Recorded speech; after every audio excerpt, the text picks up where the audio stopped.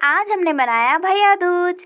तो hey hello welcome to my new vlog guys. मैं हूं मनु रावत हरिद्वार उत्तराखंड से, जो आजकल अपनी गांव आई हुई है अल्मोड़ा उत्तराखंड में। तो गाइस सुबह सुबह मुझे सूचना मिली कि जहां हमारा भैंस पानी पीता है उसमें आ चुका है एक छोटू सा सांप। तो मैं भगते भगते देखने गई उसको, जैसे कि सांप नहीं एक कोई हीरो आया होगा। उसके बाद मैंने देखा ये तो बहुत बहुत ज़्यादा छोटा सांप था। मतलब इससे पहले मैंने इतना छोटा सांप तो देखा ही नहीं था यार। उसके बाद मैं घर आई और मैंने यहाँ पे कर दी थी भैया दूज की तैयारी। मेरा भाई जा रखा था बुआ के वहाँ, तो मैंने उसको कॉल करके आज बुला लिया था कि भाई ज़रूर आ जाइए, क्योंकि भैया दूज छोड़ते नहीं है। मैंने सुना है कि मतलब अगर आपने भैया दूज मनाते हो तो आपको हर साल मनाना पड़ेगा। मैंने ऐसा सुना है।